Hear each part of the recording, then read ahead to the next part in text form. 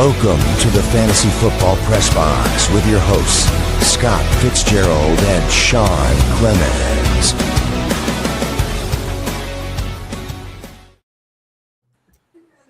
What's up, everybody? Welcome to 2026, the first Fantasy Football Press Box of the year. Yeah. What's up, everybody out there? I'm here today with my co-host, Scott, Run the Hurry Up Fitzgerald, and our special guest of the day, our friend, Cyborg. How you doing today, buddy? Doing good, man. Doing good. Excellent, actually. Doing good. How y'all doing? All right. We're welcoming in 2026. Feel great. It's going to be a great year for Sudden Death Fantasy Sports. We have games. We have our podcast. We have our Discord. We're going to have Cyborg's pools. We're going to incorporate a new payment method and kind of like an escrow for your money. So we got a lot on tap this year. We're super excited, and we're going to go full force into 2026. Yeah, absolutely, man. We're really excited about it. And, that's part of the reason we got Cyborg here with us today. He's going to talk a little bit about that coming up in his, Cyborg's Collective, as we're coining it right now, which I think is a really awesome setup. So we're going to get into that here a little bit later. But let's first and foremost, man, let's just talk a little bit about what happened since we were on air last. It's been a couple weeks now. Week 18 finished up. Regular season is finally over, and we're looking at playoffs. Cyborg, man, let me talk to you first and foremost, being the Texans guy over there. What do you think about these playoff setups right now? Specifically, what do you think about your Texans and where they're at right now? I mean, you don't have to go crazy because I know we're gonna do predictions later, but just give me an idea on how you feel about it as far as just a fan. And are you excited? Are you nervous? Where are you at right now? Well, yeah, I'm totally excited. I mean, I'd be lying if I said I wasn't excited, of course. But I don't have a lot of, I would say it's about, 60-40 excitement. I think they can make it through the first round. I could be, to me, it depends on who shows up. It's one of those things. And, the Texans have been around since what, 2002. Am I right? 2002. And so we've been waiting a long time, and we're always disappointed at the end. And everybody's focused on the Cowboys, and their record and what's going on with them. But the Texans have been waiting just as long, really. I mean, so it's funny that you say that you've been around since 2002 and you've been waiting a long time. I mean, yeah, we could talk a little bit about that over in Buffalo, waiting a long time here, buddy. But it's okay. I'll give you that one. Scott, man, what do you think about the playoffs, brother? Is there anything that shocked you as far as the scenarios that came up and how it played out, or anything that's kind of sticking in your crawl a little bit? I mean, with these seedings and the way these seedings are set up, I think you can in my opinion, you can take the seedings and just throw them all away, because here we go. You have teams that are going to be traveling, that are very good teams, that are going to be traveling to teams that maybe didn't have the best record, Carolina Panthers, going into the playoffs. And I think it's going to be super exciting. I think you're going to see a lot of road teams win, Buffalo Bills. So it should be pretty exciting. It's not going to be a chalk bracket going forward. A lot of times, March Madness sometimes can be chalk. I don't think you can fill out your playoff bracket as chalk, because I think there'll be some road teams that'll dominate this year. Yeah, no, I mean, it's definitely going to be one of those seasons. I think it's in my opinion, the situation that we're in right now is the first time in a long time that I can remember where there really isn't two teams from either side that people are yeah, they're most likely going to be the representative. Usually the one seeds, or at least a couple of the high seeds, are that team that people are oh yeah, they're for sure going to be the one in that conference, barring anything crazy.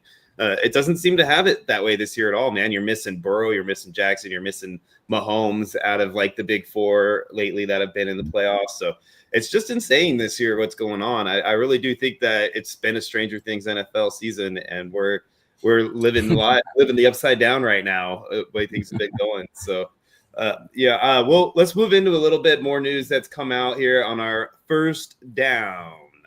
We're going to go into the coach firings, guys. So as you can tell, we didn't want Scott in on this segment, but we're going to bring him in just because we know how much you guys love him. We thought it'd be pretty fun to just leave him on the sidelines for a little bit there. So rolling into this hot off the press, though, man. Let's talk about the big news that comes out today. Black Monday bleeding all the way into Tuesday this week. We've got John Harbaugh fired by the Ravens. I mean, just to say that out loud feels weird. I mean, Cyborg, start with you, brother. What do you think of John Harbaugh being gone? Did you see this coming at all, or were you blindsided by it just like I was? Well, it came late in the day. It came later in the day when I thought that, it was done, the news, because a couple of things happened in the morning, and I'm like, okay, well, that's it for today. I thought we had the Black Saturday or whatever already, but yeah, this surprised me, and I already saw a couple of articles where it surprised a lot of the players, including the quarterback. So I mean, I get it, right? I totally understand. It's surprising is I think a mild way of putting it at this point. Scott, man, do you think the Ravens made the right choice here? Well, I mean, we'll see what happens in the future. I mean, obviously, by them not making the playoffs, that's why he was fired. I mean, I don't think we're having this conversation if the Ravens are in the playoffs. But management decided to move on from the 18 years that John Harbaugh and Super Bowl title that he's brought with them. They did miss the playoffs 2 out of the last 5 years, which I don't think that's like crazy. But my question is, who out there is better? I mean, who are you going to bring? Who are you going to bring in to replace this guy? I mean, if you bring in some old retread, the crowd's going to go crazy. The only hire you can do at this point, it has to be somebody young that's up and coming and very successful. You can't bring in a retread. So who's out there though? You know what I mean? I mean, I don't know. That's what I'm saying. This really not that guy this year. There's no Ben Johnson or anybody out there like that right now. So, I mean, maybe Cliff Kingsbury is the closest thing to like that kind of offensive guru. I say that with really gigantic quotation marks, but that's the only guy that I could see out there that really would move the needle on the offensive side right now, barring some young kid I just don't know anything about right now. Now my buddy Daryl Rivas just said in the chat there that Harbaugh won't be jobless for long. No, he won't be. He won't be jobless for long. He'll definitely have. I think he's going to be the number one candidate on the market. I think I've already heard that he's been contacted by quite a few people. Or his agent, I should say, has been contacted by quite a few people. Various teams. Oh yeah, man. Seeing where he's at. So I think we mentioned this a little bit earlier on the DGen Fantasy Show. If you guys aren't listening to that, you should be. They're pretty awesome. They're going live 3 p.m. Before us, so 3 hours prior to our start time. And they give you guys a lot of great betting information. That's really where to go if you want some good betting info. But listening to their show, talking a little bit about this situation, my thought is immediately, first thing when I heard that he was fired was Giants. I figured that that's the type of market that's going to want a guy like that. They've got the quarterback in place that he's going to be happy with. I think they've got the type of, win now approach. They've got some really strong defensive players on that team. Young ones too, that I think that he could build a team pretty quick out down there in New York that's competitive. And that division really hasn't had, that one team that's just constantly always great. They seem to be more of a, even though we always think that's not the case, a mediocre division. I think that's the spot for him, man. That's really where I think he'll end up. Barring anything else that happens between now and then, as far as other openings popping up, I think that's the most appealing. I see one dark horse, and that's just because of the owner. Arthur Blank has been kind of like the Jerry Jones kind of owner. He'll throw a big number out there as far as money goes. So I could totally see the Falcons maybe making a run. That's an easy division to win, the South. So I could see them going in and Arthur bringing them in and saying, look, I'm going to give you a bunch of zeros to get this team to the playoffs. And he's got Bijan. He's got a young Michael Penix. He's got Drake London. Their defense is pretty good. You're in Atlanta, big market, in a dome, don't have to worry about weather. So I could see Harbaugh. I could see the Harbaugh in the Atlanta Falcons being a dark horse. Yeah. No, I think you're right. I mean, they're the kind of team too that would be appealing to him with all the players that they have and the setup that's in place. The only thing that they don't have is that for sure quarterback. And I don't know if Harbaugh is going to want to deal with that situation if, like, say, Penix doesn't plan out. Is he going to want to have to try to find a quarterback and go through that? I don't know. Like, he might want to go to a team like the Giants who have that, or the Raiders who have the first pick for all we know, like, and get his quarterback. I don't know. I personally don't think he's going to go into the same division as his brother. I think he'll probably want to stay NFC so he can kind of get back to that potential Super Bowl matchup again, like they did when his brother was the Niners coach. So I wouldn't be surprised at all if he doesn't stick with either Falcons or Giants, and maybe avoid those AFC teams for that reason. Yeah, but, the Giants are a good one too with Jackson Dart. Yeah, that's my number one reason why I think that's where he ends up, is because I think he's going to look at Jackson Dart like the potential that he has to be close to what Josh Allen is for Buffalo. That I think he's going to see that and salivate after having Lamar be Lamar like he had for the last 5-6 years. It's hard for me to see him wanting to go somewhere where he doesn't have a quarterback he can trust. Gotcha. And so that's kind of where I stand with him. He's not the only one, though, that lost their job over the last couple of days. This poor, sad guy right here who looks confused as all hell in this photo lost his job also. I can't lie. I thought this was going to be one that was going to happen for sure. I thought it was going to happen last season. It didn't. And now here we are. So like you mentioned, Scott, do you think, with this, I'm really curious because you mentioned Arthur Blank being the type of owner he is, with everything happening in North Carolina, with old Bill Hudson Belichick down there, do you think that he is going to go back and try to get Belichick once again to come to Atlanta and coach the Falcons?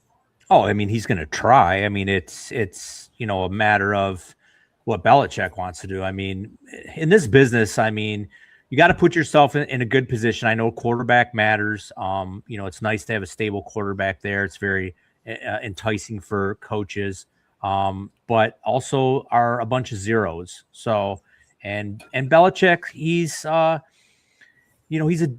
kind of a coaching diva. So he's gonna want to get back in the game. And I don't think Atlanta's too bad of a spot. Yeah, the quarterback, there is a little bit of a quarterback issue, but I still don't think I still think Penix deserves at least one more year moving forward. And so, yeah, if you have a good owner and you and the owner can mesh together, it might be a good fit.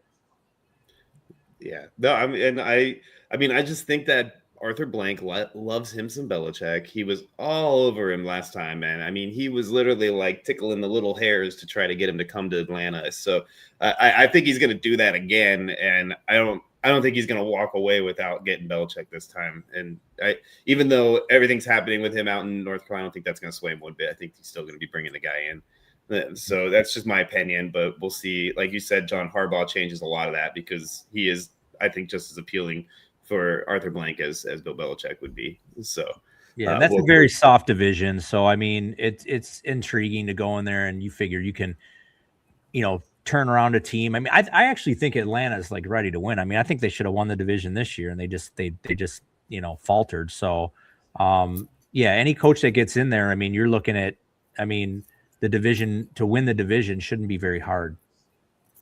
Yeah, no, that's the one division that you definitely feel like you could have a chance to come in and just take a team from worst to first for sure. Yeah. Even Cyborg's buddy Daryl Revis here says he thinks that Carolina could potentially be looking for him for a new coach at the end of the season as far as Harbaugh is concerned. So that's a team right there that's in the playoffs. So the way things are going right now, it's definitely possible that there's going to be some more openings coming up that could be just as appealing. So we'll see how things go moving forward, but it's going to be interesting for sure. I don't think we're at the end of it by any means. The next guy on the board, man, the next one that got shot down by the firing squad, Kevin Stefanski, another one you thought was coming last year, 2 years ago, then last year, then now it finally happened this year. Cyborg, man, where are you standing on Kevin Stefanski as a coach in general? You think that the man deserves to have another shot at a head coaching gig? I don't know. I don't know too much about this particular guy, but but the Browns are just He is a coach of the year, former, I think 2-time coach of the year. So he's definitely got a future then. He's got chops. He's definitely got a future then. I mean, absolutely. Yeah. So absolutely. So what do you think, Scotty? If you think he's going to get hired on as a head coach, and if so, what you think it's going to be?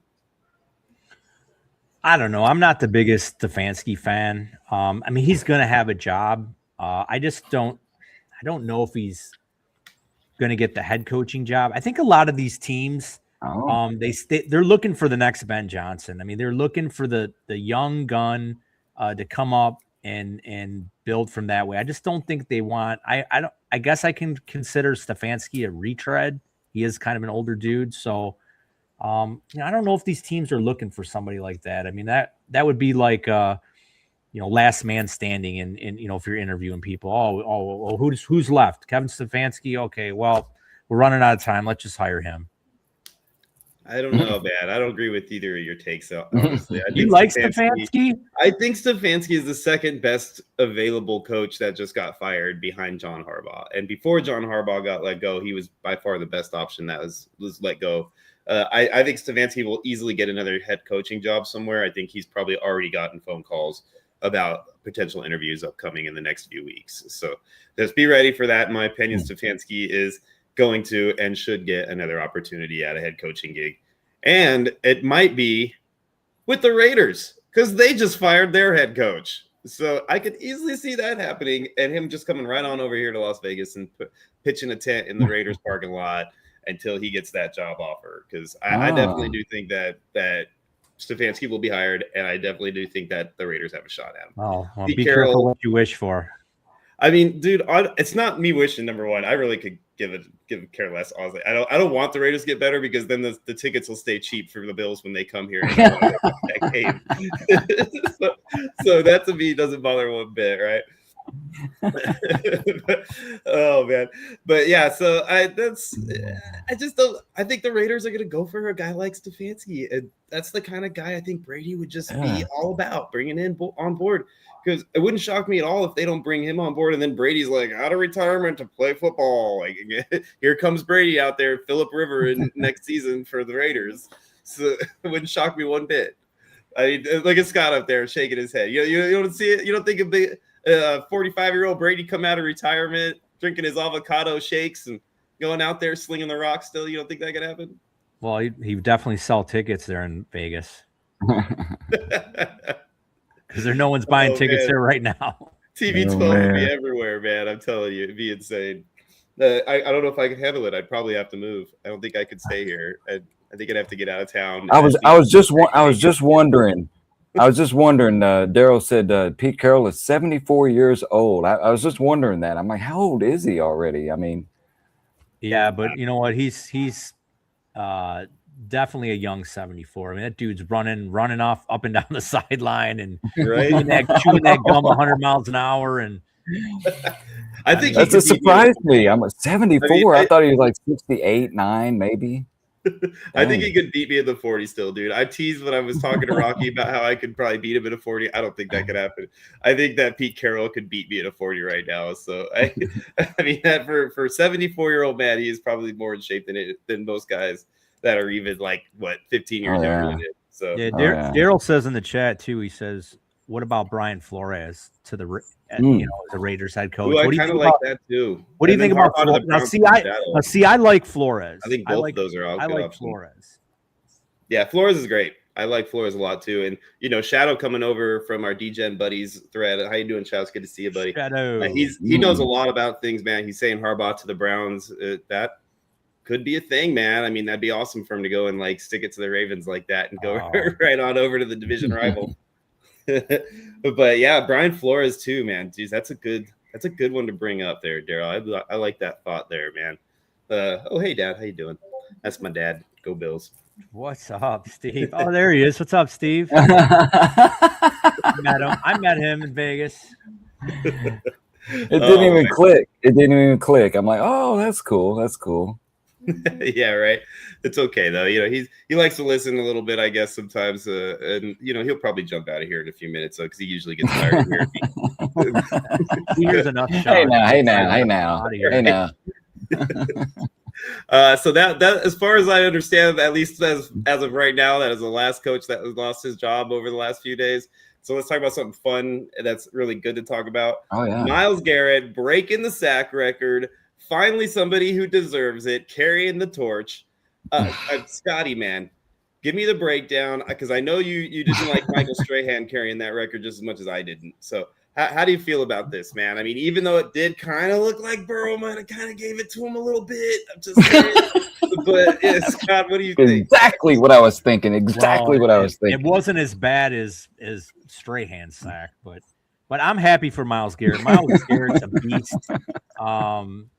I mean, he is Cleveland, so they love him there. I'd love to have him in Detroit. I mean, he's just a ferocious pass rusher. I mean, the moves that he makes, just single-handedly just throwing offensive linemen. I mean, he's just a monster, and he's definitely first ballot Hall of Famer. So yeah, I love me some Myles Garrett, and I never liked Strahan anyways, especially when he went over to Good Morning America. Man, come on, give me a break, dude. Cyborg, dude, what do you think, man? Are you good with this? Are you happy? Are you indifferent? Like, how do you feel? No, it's great, man. I'm always great for when someone sets a new record. I mean, absolutely. I don't care who it is. I mean, that's a big milestone for any player, man. That's a huge milestone, man. That affirms their dream, that they've sought for so long and gone through all the crap. It's hard for us to imagine that journey that they've taken. And when you see that on TV and like, oh, okay, yeah, but that's important to them. I mean, that's important to their family. That's important to their sports agent. That's important to everyone. I mean, but it's a great thing. But I agree with you, man. I agree. I'm like, I don't know. It looks like he just went to the ground to give it to him, kind of, sort of. They showed it over and over, and I'm. Well, and so I heard a discussion about it too. It was probably more of which I do think this sounds more plausible is that the game situation being what it was, Burrow knew he was kind of getting pinched in anyway. There really wasn't a whole lot of place for him to go. And instead of trying to fight it out, potential injury or anything, he just kind of went down just to knowing the play was over as a first down, just move on to the next play and go from there. So that's plausible. That's plausible. Yeah, for me, yeah. I just don't see Burrow wanting to give a rival like that. Just give him the record. I just don't see that happening. It's not like a Strahan Favre. Strahan Favre, everybody knew that relationship was what it was. I don't think there's any real known thing. It's not like Strahan, or it's not like a Burrow and Garrett are going and getting brunch together on a weekly basis. So I just don't think that was really meant that way. If anything, it was just a live to play the next play kind of situation. Right. Either way, Garrett earned it, man. I bet Garrett sent him a thank you. Right? I mean, he was one sack away for 3 games, bro. He was going to get that record one way or the other this season. I think everybody did so much to try to avoid that, the last 2 games that they basically threw away the game to avoid Myles Garrett getting the record against them. So I'm glad that it finally happened with 8 minutes left in the season or whatever it was. Yeah. So that was a pretty awesome thing to see happen there. I was glad that we got something good out of that final few minutes of that game there, because there really wasn't. Yeah, that host on Red Zone, man, he was just flipping out, man. He was just showing it over and over and just Myles Garrett, you know how he talks, man. He was just going crazy, man. That's awesome. Yeah, I do like that guy too, man. I'm excited about the Red Zone show being like the way they did the commercial. I was really worried about it, but the commercials actually really wasn't too bad the way they did them. So hope they keep that same format and not change it all up. But so yeah, man, that was our breaking news so far. Like I said, there might be some more happening while we're sitting here. We have no idea what's going to happen with guys like Mike McDaniel, but we'll let you know if we hear of anything, because we got our guy Shadow in the audience who knows everything immediately. I mean, he guy's faster than Rappaport, man. So we'll get the news if we need it. So yeah, let's go into a little bit of how we got to this point, man, because there's a couple of games that we just want to discuss a little bit. Man, we had that Buccaneers-Panthers game. Buccaneers won 16-14, but thanks to Falcons beating the Saints, the Panthers are still into the playoffs, man. So I got to ask you right now, Cyborg, if gun to your head, man, are they the worst team in the playoffs? Both sides. Wait a second, everybody. He's got to think about this one. Scott, do you want to give us an answer to help him out? I think. Oh, go ahead.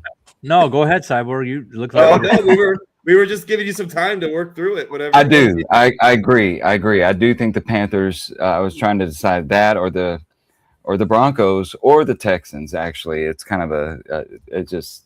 I don't know about all that. I think maybe the Steelers or the Panthers are the only two I would consider. I forgot about the Steelers. I can't believe the Steelers it's easy to forget about them. I can understand why you forget about them. That's pretty easy to do. I already assume that they're out, in my opinion. They were out the moment they got in my opinion. So that's right. Okay, I got you. Okay, well, Carolina's got to be the second.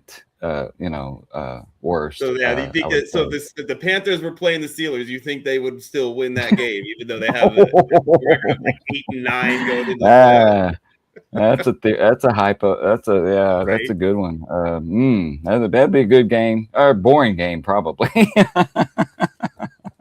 Scott, man, what did you think watching how this played out? Because I mean, they both the games had that kind of back and forth scenario. The Falcons kind of had it in the bag. I felt like just the way the game looked, but it really wasn't for sure.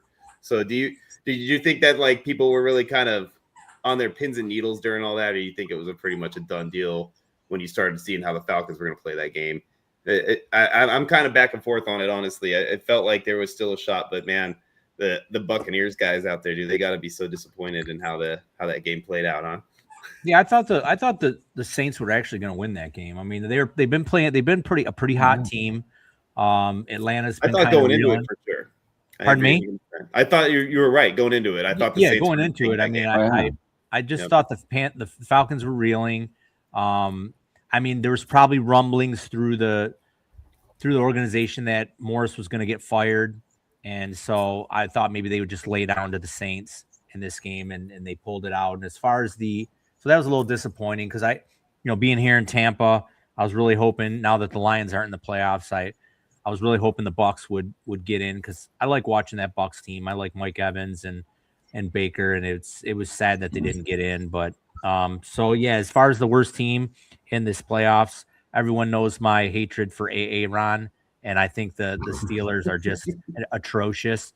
And I just want to see how many times Aaron Rodgers is laying on his back in that game, because good luck with that Houston pass rush, because they're just going to. Todd is not happy with you, Scott. Our buddy Todd Barber. Todd Barber said, he's a big Panther guy, and he is not happy about Scott's take on this. And, he's not going to be happy with me either, because I kind of agree with you. I hate to say it. I didn't say anything bad about the Panthers, though. I actually like the Panthers in a way. I like Canales. That's right. It was you, Cyborg.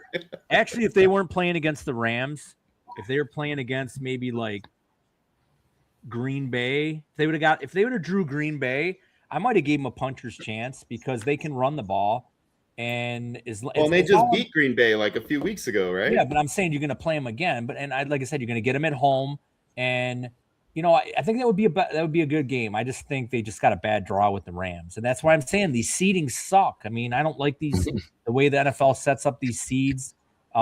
Giving a division winner a home game, I just don't like it, man. It's that's why I said I think a lot of road teams are going to win this week. Yeah, it's going to be one of those playoffs. I think there's been like a kind of a weird vibe going on that like a lot of the teams that have the higher seeds are not the teams you anticipated to have the higher seeds. And then the teams that are in the lower seeds are kind of playing that playoff ball that you're anticipating them to play in the beginning of the year. So I'm kind of feeling like exactly like you said, you're going to have some upsets this week. If you're out there, if you're betting, man, go out there and put in some parlays this week, man. Go talk to Rocky over there on DGen, and he'll hook you up with some good parlays to lay down, because this is the week for it, in my opinion. Yeah, you can get a lot of them underdogs. Yeah. So thanks for coming in, Todd. Always a big fan of you. Todd's a great fantasy player, plays in a lot of leagues. Big fan of Todd Barber. Yeah, me too. I like Todd. He's a great guy.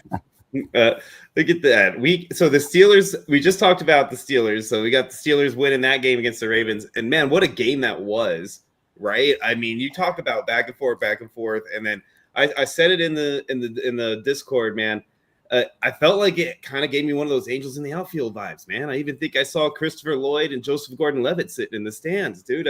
That kick, it literally made a right turn midair. Have you ever seen a kick just flying towards the goalpost, dead center, all of a sudden just decides to make a right? I have never seen that before. So to me, there was some divine intervention going on, because it does not make sense as to why things happened the way they did. And even with all that, they still ended up pulling it out. So it's just crazy to me how it all played out. Scotty, do you think that Tyler Loop is going to be released after that kick, or do you think that he played well enough in the regular season? I feel bad for the kid, but you know how they are nowadays. Kicks like that, I mean, it costs the coach's job. You think it's going to cost the kicker? Well, no, I don't think so, because there was some intervention, and the Lord was shining down on I'm going to call it Heinz Field, because that's how I know it's Heinz Field. But pregame, they had the Pittsburgh had their priest walking down and throwing holy water in that particular end zone where Loop missed the kick. So I don't know, man. There was a higher being that was looking down on that game, and Aaron is moving on for one more game. Bro, do you think he's done after this season, or do you think he comes back now that they made the playoffs? Ooh. I mean, I don't. He's such a diva. I could see him coming back, but it's like just go away. I mean, just go away. I mean, you're going to be a Hall of Famer. I'm not crazy about it, but I mean, you won one Super Bowl. You haven't done anything since. There's a lot of guys that have won one Super Bowl. So I mean, Trent Dilfer won a Super Bowl. I mean, Doug Williams won a Super Bowl. I mean, why you gotta bring up Trent Dilfer, bro? He won a Super Bowl. He won just as many as Aaron Rodgers did. He won one you Super compare Bowl. Trent Dilfer to Aaron Rodgers, bro? He won one Super Bowl. Ooh. They won the same. I'm not saying they're the same player. I'm saying they both won one Super Bowl. Wow, bro. That's insane, dude. That's like telling an Italian grandmother that her sauce is as good as ragu. Do you know how many home games Aaron Rodgers had in the playoffs and blew it, and their teams blew it? I mean, he should have won. He should have won like 3 Super Bowls with the teams that he had, the home field advantage that he had through the playoffs. And Green Bay is like one of the toughest places to play in the winter. And you look, remember the Falcons? Remember that when he went in there, when Vic went in there and beat him in the play. I mean, you can't. I mean, you got to win Super Bowls, in my opinion, to be an elite quarterback, or at least get to them and lose them. You could be like John Elway and go to all them Super Bowls and lose them. What about Jim Kelly? I mean, who's a better quarterback? Who's a better quarterback in your opinion, Jim Kelly or Aaron Rodgers? It's hard for me to say this out loud, but I still kind of have to go with Aaron, just because of the level that Aaron Rodgers played Jim at. Kelly went to 4 Super Bowls. He went to 4 Super Bowls. I know, but it was a different NFL. I'm with Scott on this one, man. I'm with Scott. You're outnumbered. Oh my God. You were voted off the island. You are outnumbered. You are outvoted. Kicked out of the mafia for saying that. Don't even get me started on Aaron Rodgers. Where's Dan from the D-Gen boys? Where's Dan? Bring Dan on here. Replace Sean. Bring Dan on. Everything Scott has said is my voice as well. I agree with him 100% on Aaron Rodgers. You know what? Actually, I just heard that an emergency meeting for the Water Buffalo Society was just called. So that's probably because I'm getting my Bills Mafia card pulled right now. You are getting it taken away. Oh my God. I get it. I understand, but that's hard. I'm sorry. It's just Aaron Rodgers was playing at such an elite level for so long, and we kind of forget the fact that he really was that good of a quarterback for as long as he was. And you can't. I know what you're saying, Scott, but to me, you can't judge a quarterback on Super Bowls because it is such a team game. So it really great quarterbacks can never win a Super Bowl because the team around them, not because of their play. And really okay quarterbacks, Trent Dilfer, can win Super Bowls if the team around them is good enough. So I can't use that as the linchpin for my decision making when it comes to whether or not a quarterback is great. All right, who's the better who's the better quarterback? Aaron Rodgers or Dan Marino? Oh, come on, dude. Don't say Aaron Rodgers. Please do not say No, Marino. No, I'm not absolutely. gonna say it. It's got to be yeah. Marino. Marino was great. I mean, he never won any Super Bowls. But again, that's exactly my point, though. Marino didn't win any Super Bowls, and Aaron Rodgers, in your logic, winning a Super Bowl would make him a better quarterback than Dan Marino, and I don't see that. So that's Dan Marino never won any Super Bowl. No, he never won a Super Bowl. He never even went to his. Or do you know what? He won his rookie. Didn't he go to his rookie? Did he go to his rookie year? He did. His rookie season. He got destroyed in the Super Bowl, and he never went back. They never went back. Good factoid. I did not know that. I think it was amazing. The Niners that beat the crap out of him. Yeah, they beat the Niners beat the crap out of him. But yeah, that was his rookie season, and that was it, man. And then the poor guy never got to go again. But it wasn't his fault, though. It's the same thing that poor Josh is going through right now, man. It's just that you got to get the help you need from the rest of your team to get over the hump. You can only do so much, man. Everybody talks about that. Oh, Josh Allen, he's got to put the team on his shoulders all the time. He's got no help. Is that? Yeah, you're right. He's got no help. And why haven't we won a Super Bowl yet? Because the rest of the team hasn't done their job. And that proves my point that Aaron Rodgers had some really good teams and couldn't get him over the hump. So he had some really good teams. But would you say the same thing about Josh? I mean, right now, Josh Allen does not have good. He's not have good support. But do you think Josh Allen is a better quarterback than Patrick Mahomes? I mean, we'll go that far with it right now and say Patrick Mahomes because I've thought that for a long time, and I just think that the reason Patrick has the rings is because the coach is so much better than McDermott, and that's really where it came from for Patrick to be that much better than Josh. If you put them apples to apples, I think Josh is the better quarterback. That's just how I feel.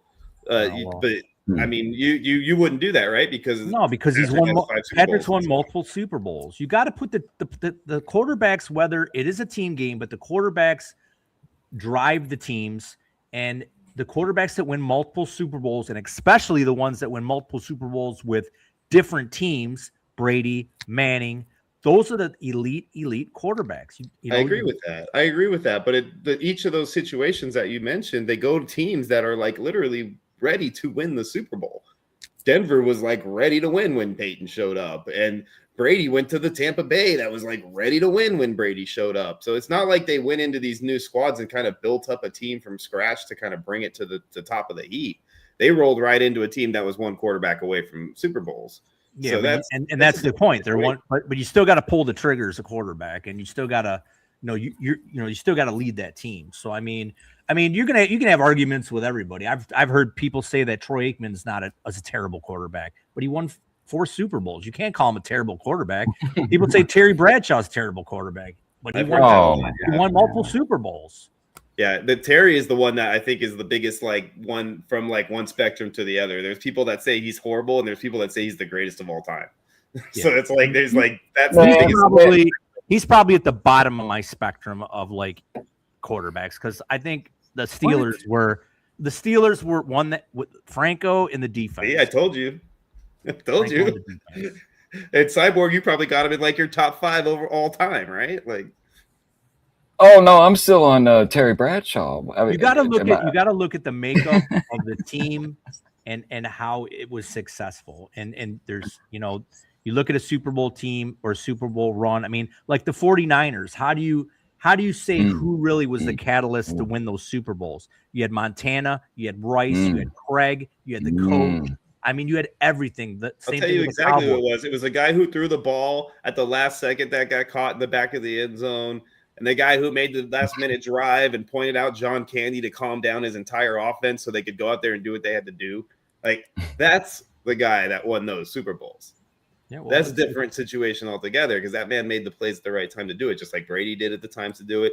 And Mahomes has done that too at the times to do it. I just don't think that makes him better than somebody who never had a chance to do that. A guy like Josh Allen, who got literally robbed by 13 seconds of horrible coaching and bad defense from going to a potential Super Bowl.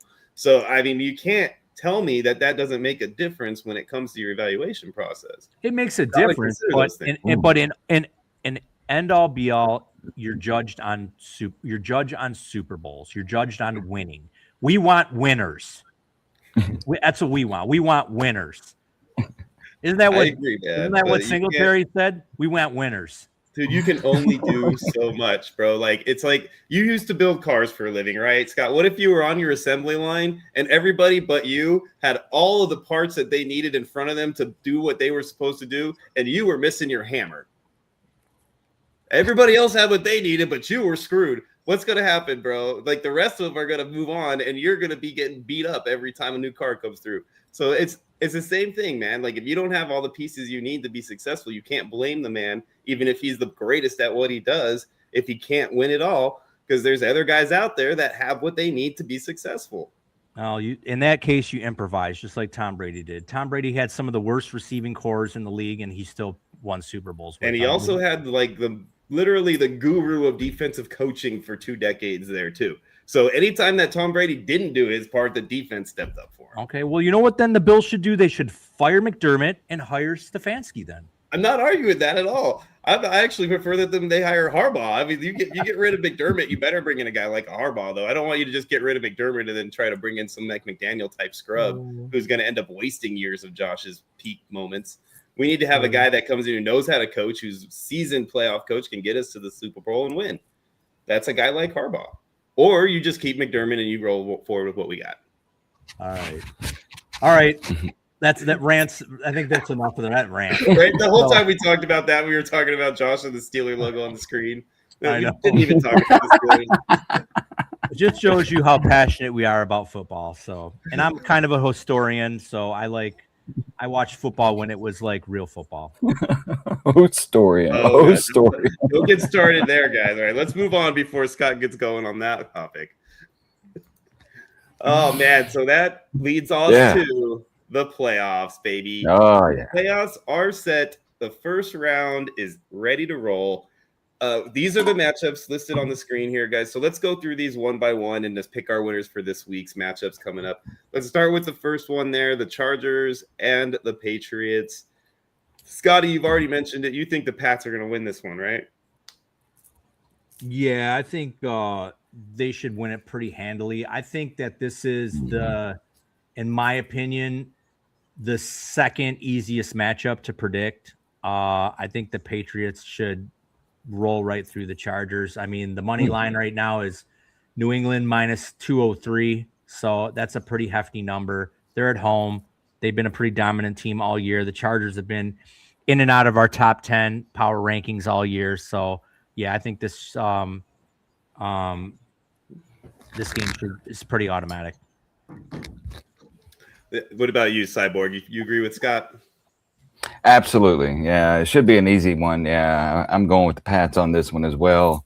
I don't know. I mean, is this the upset game that is predicted? Yeah. Well, it absolutely is the upset game. The Chargers are going to win this game. I'm telling you guys God. right now.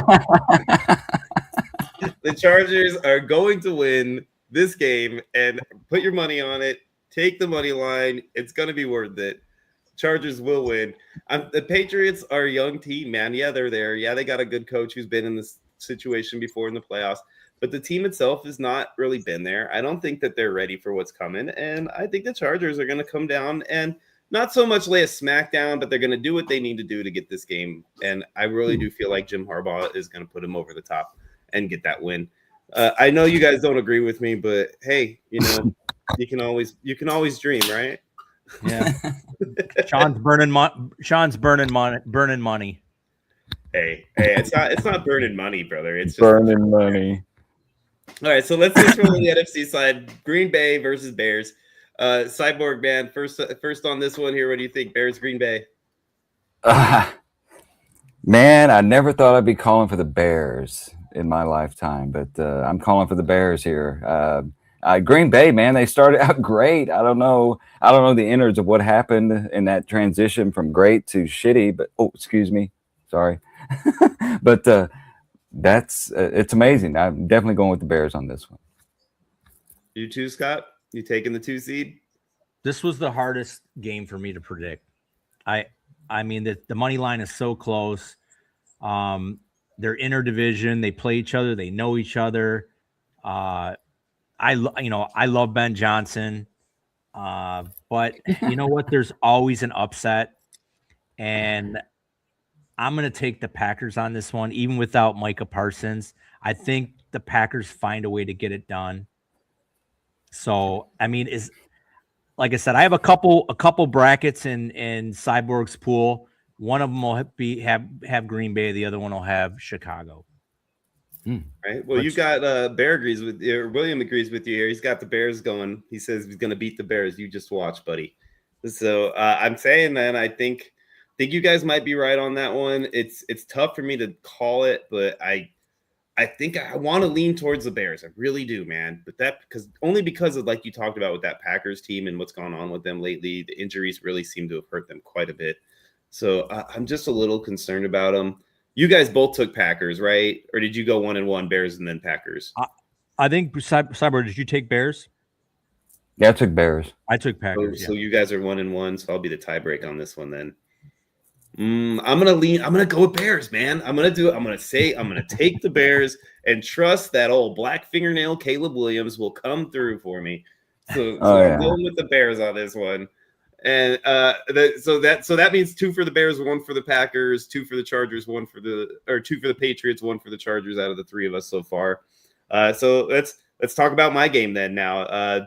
The game I think will honestly be the best. Let's get some DGen love. Let's get some DGen love in here. We've got some DGens coming in before we go on. Oh yeah, we got Lilitz in the off. Oh yeah, what's up, Lilitz? How you doing? So Lilitz joined our Dynasty League. So you guys know we're gonna do a 6-on-6 Dynasty League. It's gonna run like a normal league, but anytime we have a DGen versus a sudden death player, we're gonna end up having a little side record that we're gonna talk about just for S's and G's, and get that going a little bit. Lilitz has jumped in there. I'm really excited about that. Cyborg, I think you're gonna jump in on that Dynasty League with us. I don't know yet. I'm not sure actually. No problem. Hey, there's a spot there for you for now. I mean, we might fill it. We got a couple of people that are chomping at the bit to get in on these leagues, buddy. But it's okay though. Okay. It's okay. We'll save you a spot until you're ready to give us a decision. Oh man, yeah. Thanks a lot, Lilitz, for being here, man. And a lot of you guys coming in today too. A lot of new faces, man. Really happy to see you guys. Let's talk a little Bills Jags though. Scotty, I'll let you start with this one. I gave Cyborg love for first spot last time, so I'm going to let you go first here. Obviously, I'm going to be the last one to talk because we all know what I'm going to say. But you go ahead and start off with your prediction on this one. This one's probably was another tough one for me.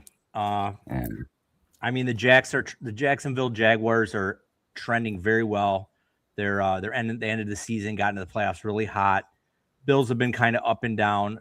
Bills, run defense is still suspect. And, but this one's really tough. But you know what?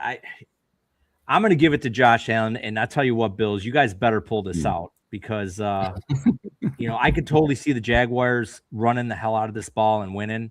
But I'm gonna have faith in Josh Allen that he at least gets it done this game. I can't tell you what's going to happen in the future, but I'm going to take the Bills. I'm going to take the Bills in this game. Very tough decision, but I'm going to go with the best player on the field, which is Josh Allen. I love it. You, Cyborg, are you in the same boat, or you look like you might be leaning the other direction there? You got that face going. This is tough, man. This is a tough one to call. I mean, Jacksonville in the equivalency of has been on fire versus Buffalo, but gosh, I mean, the Buffalo got the talent all over the place. My goodness. I'm gonna go with Buffalo here. I'm gonna go with Scott. I mean, not just because Scott, picked him, but that's just a gut. I'm just going with my gut. That's it. Well, I think you guys both have a really smart gut. I do. I think you guys are obviously been taking your gut pills, and your gut is a happy, smart, intelligent gut because it is telling you the truth right now. The Bills will win this game. And I don't think it's going to be like a romp and stomping victory by any means. I think it'll be a hard-fought battle for most of the game. Yeah. But I do think in the end the Bills will start to pull away.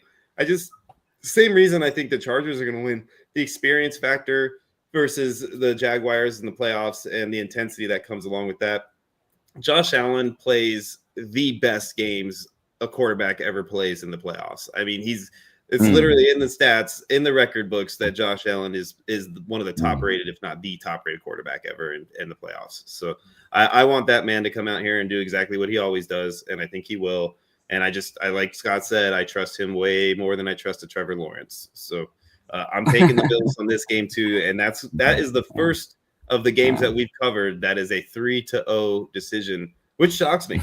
I'm really surprised. I thought at least one of you, if not both of you guys, were going to dog me and go with Jacksonville on this one. So it was close. Jacksonville, the money line, they're plus 100, so they're right there. Buffalo's minus 114, so it's pretty close. And Jacksonville's at home and they're trending hot, so it was a tough decision. And it wouldn't shock me if Jacksonville wins this game, but I think Josh. It would be awful if Josh Allen lost in the first round, especially with Mahomes and Lamar not being in the playoffs. To lose in the first round would just be, it would just be awful. It would be a crusher. It really would, man. Especially with the situation with the Highmark Stadium last year and all that, and not getting that playoff game at that stadium for one last opportunity, at least to win by winning the division. I really need them to win at least this game, and hopefully somewhere down the road, maybe they play the Chargers in the AFC Championship game. So that's in Buffalo. I don't know, maybe wishful thinking, but I think Scott's ready to just tune out. He's like, I'm out of here. I'm done. This is it. This is my last show. I'm not working with this guy anymore. Well, let's give a shout out to some new customers in here. We got Christian Woodward, 1042. He's a Josh Allen fan here, and then William Trophy, 3006. I'd go with the Bills too. Playoff battle tested, which is a very good point. And Christian Woodward is actually a Raider fan, but he's a big Josh Allen fan also. So I've known him for a long time, and he has a Raider shield on his left leg in the same spot that I have my Bills tattoo. And we've been buddies for a lot of years, and he's a Josh Allen fan because he likes what the man it brings to the table. He wishes he had a Josh Allen in silver and black. I'll tell you right now. So share a tattoo. How quaint. I'm just messing with that. Matching tattoos. I'm just messing with you, man. I'm just messing with you. Hell yeah, man. Buddy for life, man. That's absolutely. Oh, man. So let's move on to the next game before I completely go crazy. Texans versus Steelers, man. Cyborg, you got to be the first one to talk about this game right here. This is probably, in my opinion, this is the easiest game. Well, second easiest game, I should say. The easiest on the AFC side to pick. I'm sure you're going to go with your boys, right? What did I say about the Steelers a little bit ago? What did Scott say about this? Come on. It's a no-brainer. It's a no-brainer. But again, it should be a no-brainer. It should be a no-brainer. I was like 2 seasons ago, man. I was really hoping Texans would make it 2 seasons ago. They were heavily favored a couple of years ago or so, and didn't even make it past the first round. So I guess I'm just kind of nervous. Dude, I get it, man. I get it. It's you're always nervous going into games. Even if you're supposed to kick their butt, you're always nervous about it. But last time I had that type of feeling in a game that we were supposed to kick their butt, we ended up kicking their butt, and it was the New England Buffalo game where Josh Leary played like the perfect game. So you might get something like that this time, and then you'll know within half a quarter that you don't have to worry anymore. Because I honestly do feel like, just like you, I think that the Steelers eventually just start to get blown out, and it just becomes like a boring, just like, let's get this over with game, because they're just not competitive to what the Texans. Every time the camera zooms in on Rodgers' face underneath that helmet, he's always looking pissed off. It's just. Scott, I'm assuming you agree with us here. You're going to have the Texans taking this victory. Yeah, it's. I think the Steelers shouldn't even have been in the playoffs. I agree with Daryl Reeves. Steelers get crushed. Aaron Rodgers, he has no mobility. He does have a quick release, but I think the Houston defense, they're gonna scheme something up. They're gonna get to him. early. They're going to get to him often. They're going to be playing from behind the sticks, and he's just going to have an awful day. And if this is his last game going out like this, getting sacked 7-8 times, turning the ball over, losing the game, I will be happy like a pig in shit watching him go out like that. Wow, you got a 4-letter word out of Scott. You know that's some emotion behind that one. That's pretty awesome right there. Yeah, I think this will be the final nail in the coffin for the Steelers this year, and hopefully in Aaron Rodgers' career, because another year of Aaron Rodgers on the field is just going to be disastrous. I think so. Hopefully we don't have to worry about that. We can just send them off at the end of this game and be happy. But so we both got, we'll give you guys the Patriots since you went 2-1 on me with the Chargers. So, out of the three of us, the Patriots are going to go, the Bills are going to go, and the Texans are going to go on the AFC. We have the Packers on the NFC side. Now let's talk a little bit about these Niners and Eagles over here. This is a game that I think is probably going to be maybe the best game out of the bunch. I think it's going to be a close, fun-fought game. I do think that the Eagles pull it out in the end, but I don't want to say that because I had the Niners initially as my number 1 seed. So I'm going to go ahead and take the Niners again and have the Niners beat the Eagles away in Philadelphia to move on in this game. Cyborg, I know you probably don't want to take the Niners, so go ahead and disagree with me and take your Eagles, right? Oh man, what are you talking about? I mean, I'm a Dallas Cowboys fan at heart, and I can never, ever, ever root for the Eagles. Okay, even though this says I should, of course, and I do, when it's money involved. but here, at heart, in my soul, I could never actually root for the Eagles. So, but it's a long shot here. You're right. It's a toss up. It's a toss up. I'm going to root for the 49ers here. So yeah. Okay, so we'll take that as the Niners, and we won't make you actually say it any farther than that. Scotty, that's 2 for the Niners, man. Are you going to make this a clean sweep, and we're all taking Niners here, or are you going to go and do the sensible thing and take the Eagles? No, I'm a disciplined investor out of the bunch, and I'm going to go with the money line. The Philadelphia Eagles are minus 201. Everyone's been telling the Eagles. Daryl doesn't like you, Scott. Everyone's been telling the Eagles that their window of opportunity is closing. They got their championship. They're done, and they're at home. They got, like I said, getting that draw at home, the 3 seed facing the Niners. I think Sirianni's going to have these boys fired up. I don't trust Shanahan. I'm looking for a big day out of Saquon Barkley, big day out of Jalen Hurts. Let's go tush push. All right, so that's 2 for the Niners, 1 for the Eagles. So that means we're still as a group taking the Niners. But we'll let Scott have his few minutes of fame there for the Eagles. The next game, last game of the bunch, probably the easiest game to pick. I've got to take the Rams here, man. I mean, it's almost a no-brainer. They have a winning record. The other team doesn't. They have a Super Bowl winning quarterback. The other team doesn't. They have a Super Bowl winning coach. The other team doesn't. I just think this is going to be another walk-away victory by halftime. I think we know that the Rams are moving on. Do you agree with that, Scotty, or you feel like that's a little too intense? No, this is the number 1 game on the docket. As far as if you were playing Survivor, this would be the team that you take. I mean, Vegas is telling you got to lay $500 to win 100. So no one's doing that. So that just tells you right there that the Rams are going to get Devontae Adams back. They got Puka Nacua. Stafford's won a Super Bowl. They got dual running backs. Great defense. I mean, unfortunately, Todd Barber, I do like the Carolina Panthers. I think they're going to be they're building something pretty good there, but they just got a rough draw, and this is not their year, and it's not going to end well.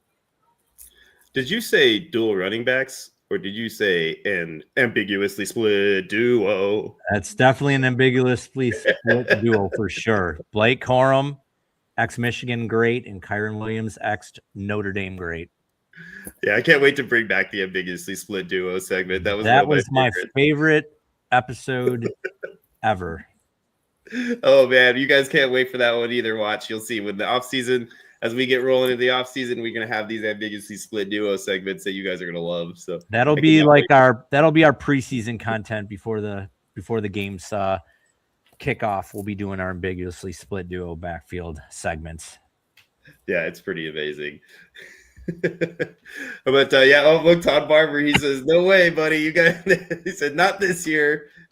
He does not want to say it out loud that the Rams are going to take that game, and he doesn't want to even hear it from us. Which I don't blame anybody. I'm that way when I'm the Bills, man.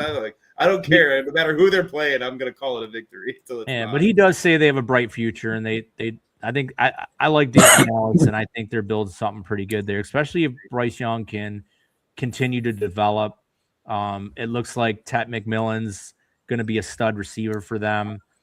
They made the right decision by bringing in Rico Dowdle, and they just got to get their defense tuned up. So I look for the Panthers to be drafting all defense. Probably wouldn't help to grab a couple offensive linemen if they can too, but I expect them to draft all defense. Yeah, they're gonna. I mean, the fact that there's people out there saying that their coach is on the hot seat is kind of shocking to me. I don't see any way that they're going to move on from their coach. He's done everything he needed to do, and he didn't even get to draft that quarterback. So he's he's doing all this with a guy that really wasn't his handpicked guy. I don't see any reason to move on from him. If anything, you move on from Bryce Young and you get him as quarterback that he can try to build with. If you're going to do anything, otherwise, keep moving forward because what you're doing right now seems to be working. You're in the playoffs. You're still playing football. What is there? There's 15 other teams out there that aren't playing football anymore, right? So at this point in time, I don't think there's any reason that he should get fired. So yeah, that's our predictions for this one. We got the Bears. I think we took you guys each took the Packers. So Packers are going to win 2-1 in that one.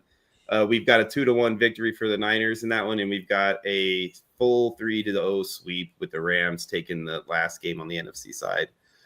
So moving on into our next segment, we're going to roll into third down, and this is Cyborg's collective NFL playoff bracket breakdown, baby. Cyborg is, if you guys aren't familiar with Cyborg, what he has is he does a lot of brackets. He's got the next one's coming up for his playoff brackets for the NFL, obviously. And then, the big one is the March Madness brackets, which we want to give him a few minutes to kind of just mention those also, even though we're not quite there yet. We just want to give you guys a heads up on what he's got coming down the road. Cyborg, man, tell us a little bit about these brackets you got here, buddy, especially your NFL one and how that's kind of set up and what these guys can do to get involved. Oh, absolutely, man. It's the playoffs coming up. I run a playoff pool. This will be I think the third year, I believe. And last year, sorry. Yeah, last year it got up to about $2,500 pot. So we had about 90 people in it. So, like 150 brackets. No, more than that. It was like 250 or something like that. But it was pretty big, not huge, not too bad huge. But the deadline is this coming Saturday. I mean, I've been posting the link everywhere in my leagues and some other public forums and stuff like that. So definitely kind of it's the number 2 pool that I run each year. And number 1 is absolutely March Madness. So, right now, like I said, it's right about the pot in the NFL playoff pool is about 900 right about now. Help me go. Anybody watching? Help me go over at least 1K tonight. It's 1K. I'm not reaching for the stars here. Just a couple more, to get over 1K. Help a brother out. How can they find that? Do you have can you post a link in the comment section for these guys? Sure. Sure. I put all the info in a Google Doc, so that way you can just read all about it and the links are all in there. So yeah, I'll put that down in there. Also let them know about your Discord, because your Discord is going to be the home of where all these pools that you're going to have, they're going to want to hit your Discord. Yeah. I do have a Discord Discord server. They're broken up into channels of the pools that I run. Just a place where you can, because a lot of these sites that I host these pools don't have a really they don't put chatting or socializing front and center. It's kind of like in the background and stuff like that. So this is just a way to keep in contact. Any kind of announcements that need to be made, that's where I go and make them. When payments come in, I'll post them there to let people know that, hey, I got your payment. I always try to verify everybody and so it's clean and cut. But yeah, absolutely, I'll put that down there in the comments as well. But you want to hear about March Madness? You want to hear about March Madness? Yeah. Oh yeah. So, yeah. My March Madness pool. March Madness is hotter than hell. Of course, I'm going to name it after my favorite band, Kiss. Hotter Than Hell, 1974 album. You know, got them started on the big run Kiss? there. But anyway, can I get the finger here? Is that but yes. Last year, 2025, March Madness blew up before my eyes, you know, and I was just doing my regular advertising on sleeper forums and on Reddit and stuff, you know, just not a lot of places, just very limited. Didn't have Ballsville to promote, or sorry, I didn't mean to mention that. Might have to cut that out. But didn't even use them, just strictly personal and everything. And it got up to 7K last year. So very much surprised me. So it's a huge deal. So it's a lot of, it's very time consuming, but I want to run it smoothly, cleanly, honestly. I know there's a lot of commissions out there that people have had issues with, and you know, they kick people, you know, just all kinds of weird stories. You've heard, it's like Jerry Springer. Okay, that's kind of outdated. I don't know if anybody knows who Jerry Springer was, but anyway, God rest his soul. Jerry, everybody knows Jerry. God rest his soul. God rest his soul. Absolutely a moneymaker. Weird guy. Weird guy. Jerry Springer.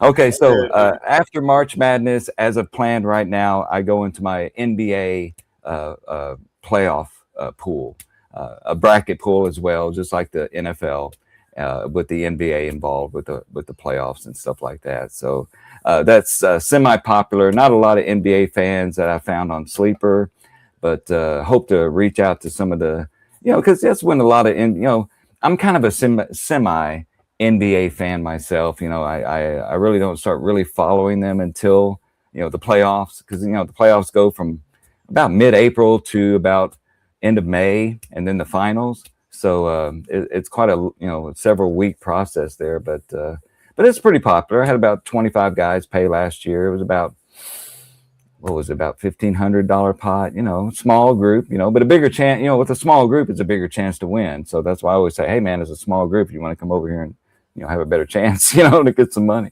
So that's awesome, but, man. I love it. Let's see after that. Do what? What else do you do after that? Oh, after that, okay. Then kind of a break there in the summertime. I do some best ball pools on the, you know, early pools on the Sleeper. But as far as the pools here, as far as you know, pick'em pools, the NFL season long pool next August is when I open that up. It's called Fernatine. It's pronounced Fernachin, which means men of fire in Gaelic. Gaelic is which honors Irish firemen or firefighters all over the country here in the United States. So I was a. So wait, so only Irish firefighters? All the other firefighters don't get no honor. They're not worth. Oh no, man! That whole firefighter community is all one. But man, that community is tight, man. That's a tight community. Let me tell you, I've known a few firefighters in real life over my time, and that's a tight community, man. It's just like military. It's just like any other community. So a really tight community. It was a really good group to be in. I was in a group called communities are like that too. Yeah, it's definitely a special group to be a part of. So I came up with the name because I used to be in a group back in the day that was named that, and I've always loved it since then. So, but yeah, that comes up this coming August. So look for that. I'll always post about that. Right after that, or during that, I've also got a spreads pool, pick'em pool, or excuse me, a spreads pool and a survivor pool, and also a confidence. The confidence pool is Fernatine. The spreads pool is called Bark at the Moon, after Ozzy. Okay, so who's after Ozzy? Yeah.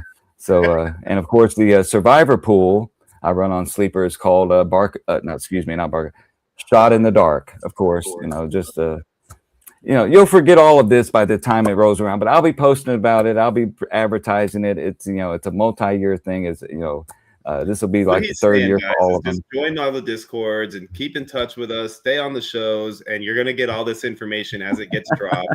Each of these are going to happen as time goes on. He's going to make sure you have what you need to get involved. Just stay in touch, and he'll keep you up to date. Right? Yeah, that's absolutely right, man. That's it. And Cyborg runs great pools. He's very reputable. He does. He keeps up on everything, especially March Madness. Every round he posts. Who's doing well. It's really well run. And like I said, you're gonna get with that much money involved. Everyone gets paid.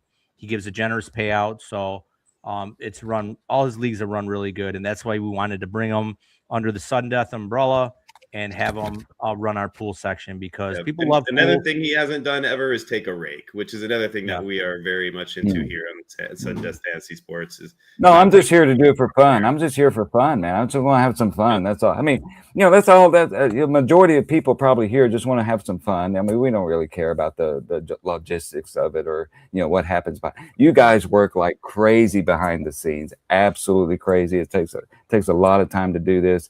Appreciate you guys for doing this. I see this growing really big. So let's go. I'm awesome. Right. Yeah, we appreciate you too, man. And so you guys know, as time moves on with Cyborg, we're going to be working with him on a lot of levels, and we'll basically be pretty much our pool guy, our bracket guy, our anything involving these types of situations is going to be mainly our Cyborg kind of setup. So we're going to have Cyborg's Collective. We're working with him to get him a page on the site and everything. So as time goes on, this is going to be a consistent partnership that we work with him on a lot of these things moving forward to offer them up for you guys. Because, there's other things that we're doing that, we don't need to be reinventing the wheel here and trying to do these things on our end. We've got a great guy doing it already that we know real well, that we trust. So, why not go ahead and bring him on in, right? Exactly. So awesome, man. I'm really excited about that, dog. I think that, the things that are happening right now, having all of us here, see, there's Scott now, he's back too. Having all of us here, really, I think that this group honestly is moving forward in such a great way. The games that we're going to be launching for you guys, keep tuning in. A couple of weeks down the road, me and Scott are going to be talking to you guys about our games that are coming up, our best ball leaderboard bracket game. That game's going to be really awesome. $5 buy-in can win you a piece of the $2,000 pot, as well as your buy-ins for the league, because we do not take rakes. So it's a really good setup, guys. You're going to hear a lot more about that in a couple weeks as soon as we get all the little T's crossed and the I's dotted and ready to kind of launch it for you guys. It'll be ready to go, along with some dynasty leagues. And then, of course, we've got the triathlon game coming back this year, which me and Scott are super excited about. We've got our setup for it all ready to roll. It's been tested and verified that it is a game people love.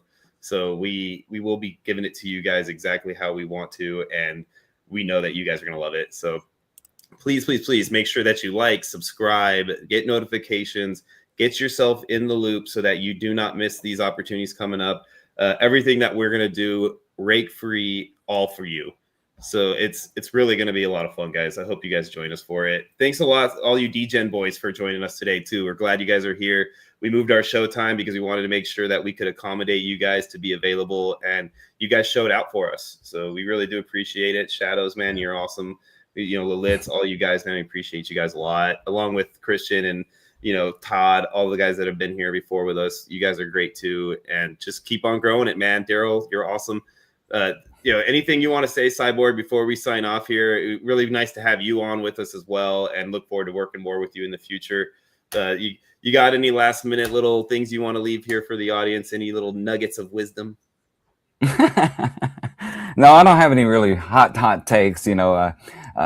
I'm just rooting for the Texans, and I'm going to be watching those games this weekend, every one of them games. And so it'll be fun. I think a lot of us will be watching them, having a good time.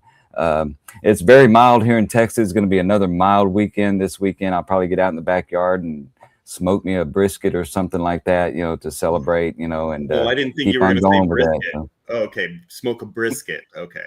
Brisket. Brisket, not brisket. No, not brisket. That's funny. Oh, man. Scott, what about you, man? Throw us a little nugget of wisdom before the playoffs. What do you got? just watch out for the road teams, man. I think the road teams are going to do very well this weekend. And then about the future with Sudden Death, really excited moving forward. We've got some partnerships lined up, which are, should be very cool. We've met some other good podcasters like the DGen boys. So we're just really excited, and we hope you guys follow us. And like Sean said, all our games are going to be rake free, and you guys are probably like, well, how are you guys going to make any money, or how are you guys going to do things? It's all going to be monetization.